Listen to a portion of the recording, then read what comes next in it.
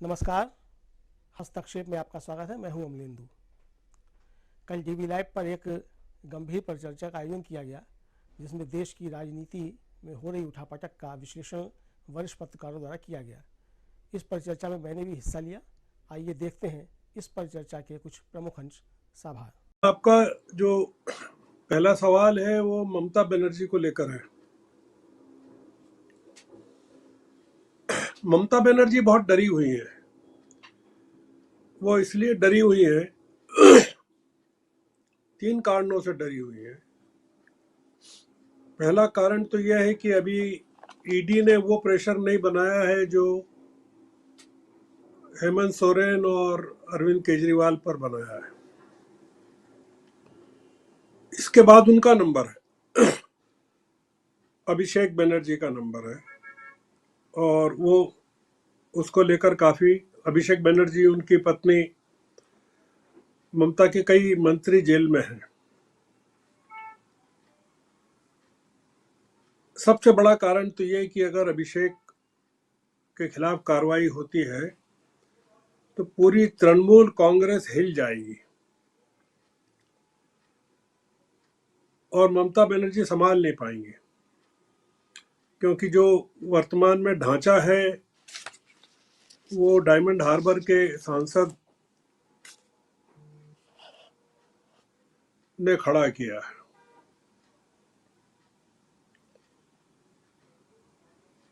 Bharatiya Janata party प्रतीक्षा कर रही है कि ममता बनर्जी का इंडिया अलायंस के प्रति क्या रवैया होता है, क्योंकि बंगाल में भारतीय जनता पार्टी के पास 18 सीटें हैं और काफी बड़ा चंक है 18 सीटें। और अभी जब पिछली बार अमित शाह गए थे तब उन्होंने कह के आए थे कि अब हम 35 सीटें जीतेंगे। 35 सीटें जीतने का मतलब है कि ममता बनर्जी पिक्चर में नहीं है। भारतीय जनता पार्टी ममता बनर्जी के साथ जो डील करना चाहती है वो ये करना चाहती है कि ऐसा लगता है जो मायावती के साथ डील की गई थी, वो लोकसभा के चुनाव को लेकर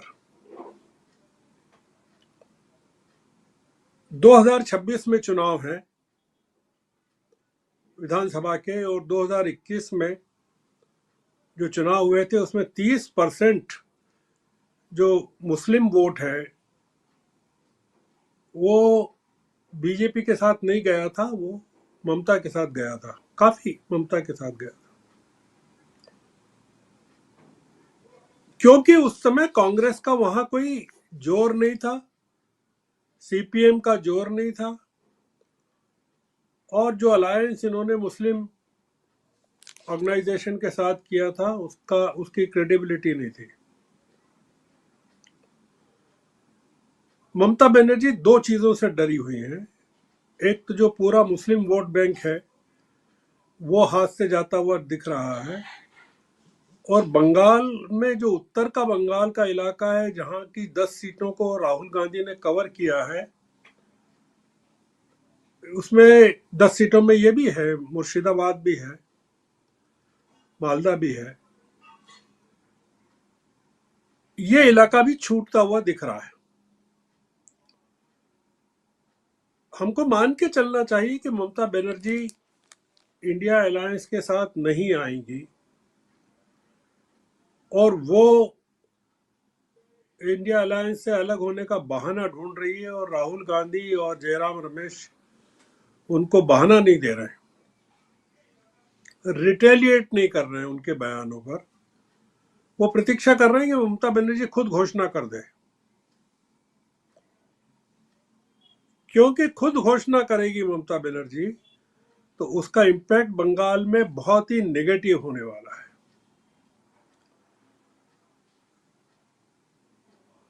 और बंगाल जो है बिहार के फियास्को और झारखंड के फियास्को के बाद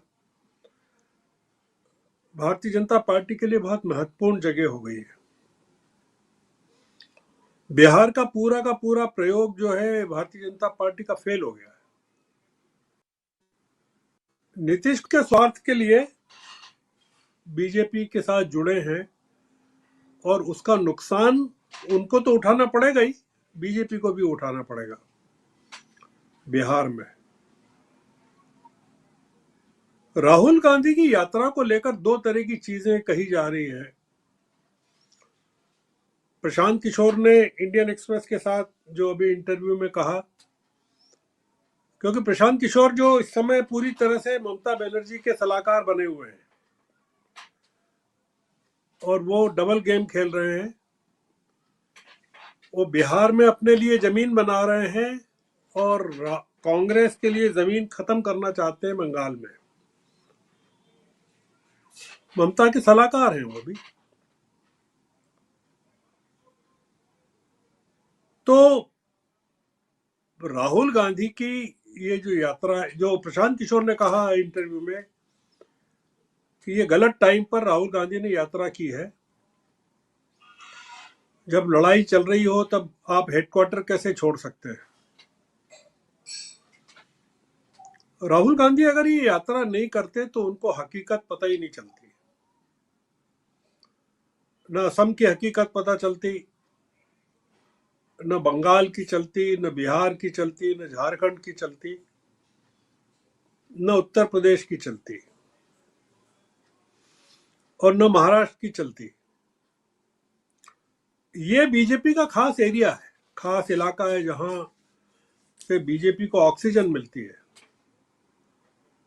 एनडीए को ऑक्सीजन मिलती है। आप देख रहे हैं कि राहुल गांधी किस तरह से आक्रमण कर रहे हैं, क्योंकि अगर राहुल गांधी निकलते नहीं यात्रा पर तो क्या होता। हमको उल्टा ये सोचना चाहिए कि इन इलाकों में क्या होता। आपने देखा कि राहुल गांधी की यात्रा का असर ये हुआ है कि झारखंड की सरकार गिरते गिरते बच गई है। राहुल गांधी की झारखंड में उपस्थिति के दौरान अगर हेमंत सोरेन की सरकार को खत्म कर दिया जाता और चंपई सोरेन को 2 दिन प्रतीक्षा करवाने के बाद भी शपथ नहीं दिलवानी जाती, तो वहां किस तरह का विद्रोह भाजपा के खिलाफ होता और भाजपा की जो सीटें हैं झारखंड में, 11 सीटें हैं 14 में से, उस पर क्या असर होता। राहुल गांधी ने झारखंड की सरकार को बचा लिया और इसीलिए आपने देखा कि चंपई सोरेन शपथ लेते ही उनकी यात्रा के साथ जुड़ गए। ममता बनर्जी नहीं जुड़ी बंगाल में। तेजस्वी को पूर्णिया में प्रवेश के समय ईडी ने बुला लिया तो वो नहीं पहुंच पाए और नीतीश कुमार ने डिफेक्शन कर लिया। राहुल गांधी की यात्रा बहुत ही निर्णायक समय पर हो रही है और वो यात्रा पर नहीं निकले, ये गलत है। वो चुनाव प्रचार के लिए निकले हैं, इंडिया अलायंस के लिए। और ये बहुत बड़ा प्रयोग चल रहा है राजीव जी इस समय। आप देख रहे हैं कि किस तरह से प्रधानमंत्री का जो दौरा था झारखंड का, बिहार का, बंगाल का, वो तीनों कैंसिल हो गए। क्यों कैंसिल हो गए? वो झारखंड भी जाने वाले थे, बिहार के बेतिया भी जाने वाले थे, बंगाल भी जाने वाले थे, नहीं गए। ये देख रहे हैं ना भीड़ जो आप विजुअल्स दिखा रहे हैं। तो ये बड़ा एक निर्णायक मोड़ में, निर्णायक फेज में पॉलिटिक्स एंटर कर रही है। अब इसमें कई घटनाएं हो गई है इस बीच, आपने भी देखा, आपके यहाँ कवर भी किया गया। उसका सबसे बड़ा इंडिकेटर जो है चंडीगढ़ का मेयर का चुनाव है, जो वो बताता है कि एक छोटे से मेयर के चुनाव को भी अगर इस तरह से मैनिपुलेट करने की जरूरत पड़ रही है,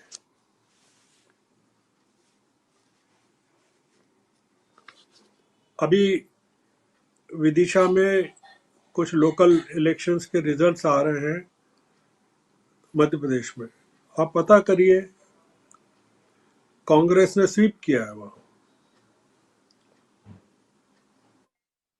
ये सब जो दिखा रहा है वो ये दिखा रहा है कि जो जनता का मूड जो है इस समय, वो अलग मूड चल रहा है, और उस मूड को लेकर, और ये जो पूरा प्रोजेक्ट था मंदिर का प्रोजेक्ट, इसका जो अपेक्षित रिजल्ट बीजेपी चाहती थी वो मिला नहीं। आपने अपने ओपनिंग रिमार्क में कहा लालकृष्ण आडवाणी का, आपने मंदिर जाने से उनको रोका।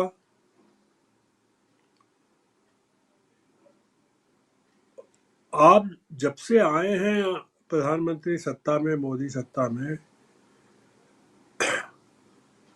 2015 में आपने अटल बिहारी वाजपेयी को दिया, मदन मोहन मालवीय को दिया, 2019 में प्रणब मुखर्जी, भूपेन हजारिका और नानाजी देशमुख को दिया, और फिर आपकी आखिरी टर्म जो है, जो कि निर्णायक टर्म है, उसमें आपने कर्पूरी ठाकुर के साथ आडवाणी जी को दे दिया। उसका बेसिक रीजन क्या है? उसका बेसिक रीजन यह है कि कमंडल मंडल को आपने जो अपीजमेंट किया, जिससे जो नाराजगी हुई मेजॉरिटी तबके में, बिहार के, झारखंड में, यूपी में, उसको भी बैलेंस किया आपने। और भारतीय जनता पार्टी का वो तबका जो आडवाणी जी की उपेक्षा से नाराज था, उसको भी आपने अपीज करने की कोशिश की। क्या इसका आपको परिणाम मिलेगा? क्या बीजेपी को इसका फायदा कुछ मिलेगा क्या? तो ये तमाम चीजें हैं राजीव जी, ये मेरे ख्याल से ये थोड़ा सा एक ही चीज है कि राहुल गांधी इस समय बिहार के धोखे के बाद, नीतीश कुमार ने बहुत बड़ा धोखा दिया है, बंगाल के धोखे के बाद, सोरेन की अनुपस्थिति के कारण, हेमंत सोरेन की अनुपस्थिति के कारण जो वैक्यूम क्रिएट हुआ है इंडिया अलायंस की लीडरशिप में, इस इलाके में,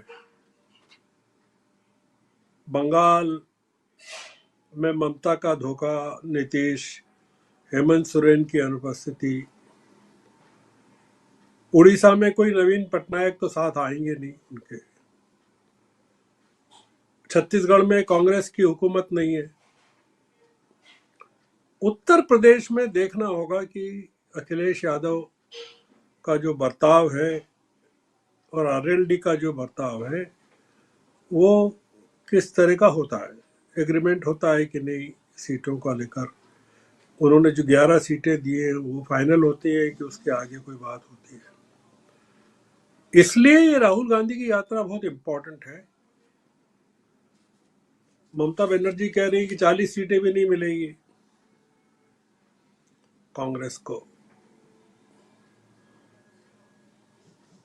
हमारे यूट्यूबर के गोदी मीडिया वाले कह रहे हैं कि 24 सीटें भी नहीं मिलेंगी, 50 सीटें भी नहीं मिलेंगी। गोदी मीडिया केवल मेन स्ट्रीम में ही नहीं है, यूट्यूब पर भी है। एक माहौल, नैरेटिव खड़ा किया जा रहा है इंडिया अलायंस के खिलाफ,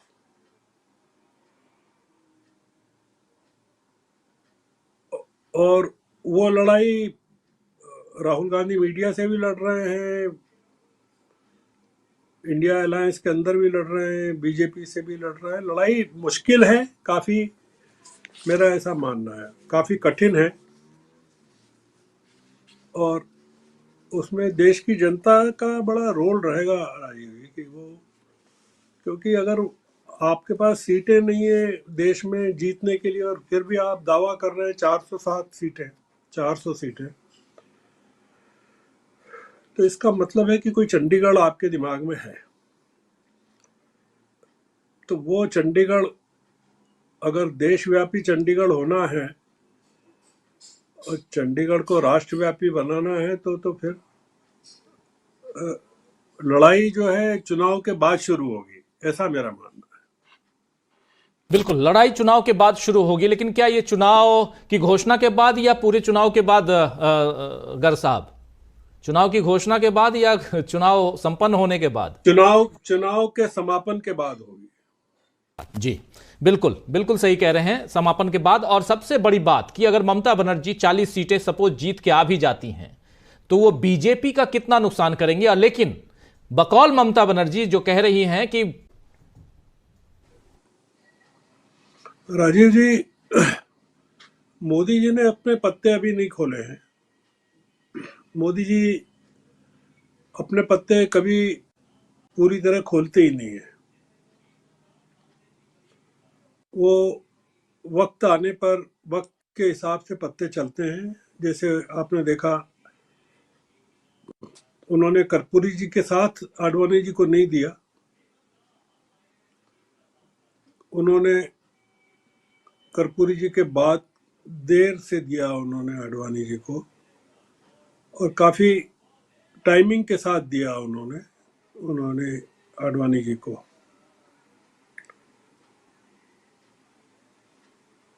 जब वो खोलेंगे पत्ते तब हमको पता चलेगा कि उनके क्या, भारतीय जनता पार्टी के या मोदी जी के इरादे क्या हैं, चुनाव को लेकर क्या हैं, राहुल गांधी की यात्रा को लेकर क्या है। खासकर जब यूपी में प्रवेश करेगी यात्रा और 11 दिन बिताएंगे राहुल गांधी यूपी में, बहुत बड़ा फेज होगा वो राहुल गांधी की यात्रा का यूपी में, सबसे बड़ा फेज होगा। और उसमें ये क्या करते हैं, समाजवादी पार्टी और आरएलडी के लोग किस तरह से जुड़ते हैं यात्रा के साथ। झारखंड में जैसे हुआ, आपने देखा जो सपोर्ट हुआ। ये जो पूनम पांडे को लेकर जो सर्विकल कैंसर की जो फेक न्यूज चली, पूनम पांडे की मौत की जो खबर थी, जो कि पूनम पांडे के ही लोगों ने जानबूझ करके फैलाई। हमारी मीडिया में बहुत सारी पूनम पांडे बैठी हुई हैं और वो इंडिया अलायंस की मौत की फेक खबरें रोज फैलाती हैं कि इंडिया अलायंस की मौत हो गई है। उनको सुपारी मिली हुई है इस बात के लिए कि आप फेक न्यूज फैलाइए।